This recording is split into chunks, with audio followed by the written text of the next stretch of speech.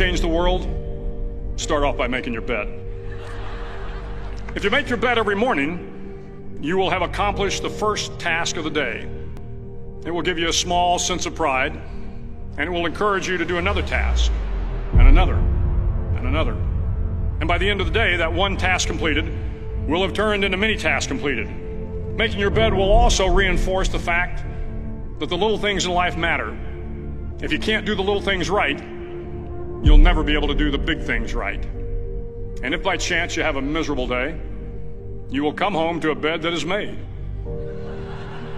that you made.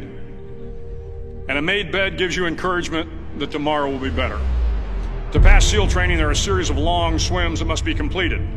One is the night swim. Before the swim, the instructors joyfully brief the students on all the species of sharks that inhabit the waters off San Clemente. They assure you, however, that no student has ever been eaten by a shark, at least not that they can remember. But you are also taught that if a shark begins to circle your position, stand your ground. Do not swim away. Do not act afraid. And if the shark, hungry for a midnight snack, darts towards you, then summons up all your strength and punch him in the snout, and he will turn and swim away. There are a lot of sharks in the world.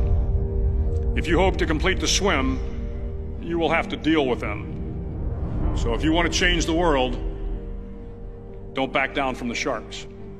Over a few weeks of difficult training, my SEAL class, which started with 150 men, was down to just 42. There were now 6 boat crews of 7 men each.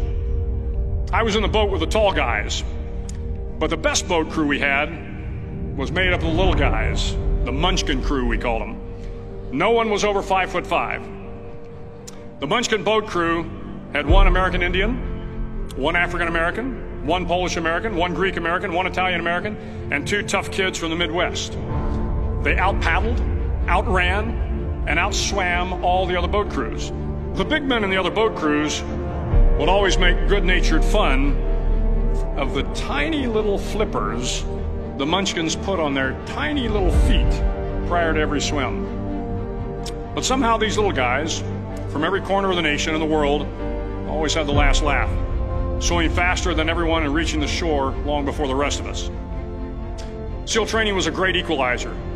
Nothing mattered but your will to succeed, not your color, not your ethnic background, not your education, not your social status. If you want to change the world, measure a person by the size of their heart, not by the size of their flippers. The 9th week of training is referred to as Hell Week. It is 6 days of no sleep, constant physical and mental harassment, and 1 special day at the Mud Flats. The Mud Flats are an area between San Diego and Tijuana where the water runs off and creates the Tijuana Sloughs, a swampy patch of terrain where the mud will engulf you. It is on Wednesday of Hell Week that you paddle down to the Mud Flats and spend the next 15 hours trying to survive the freezing cold, the howling wind, and the incessant pressure to quit from the instructors. As the sun began to set that Wednesday evening, my training class, having committed some egregious infraction to rules, was ordered into the mud. The mud consumed each man till there was nothing visible but our heads. The instructors told us we could leave the mud if only 5 men would quit. Only 5 men, just 5 men, and we could get out of the oppressive cold. Looking around the mud flat, it was apparent that some students were about to give up. It was still over 8 hours till the sun came up. 8 more hours of bone-chilling cold. The chattering teeth and the shivering moans of the trainees were so loud, it was hard to hear anything. And then one voice began to echo through the night. One voice raised in song. The song was terribly out of tune, but sung with great enthusiasm. One voice became 2, and 2 became 3, and before long, everyone in the class was singing.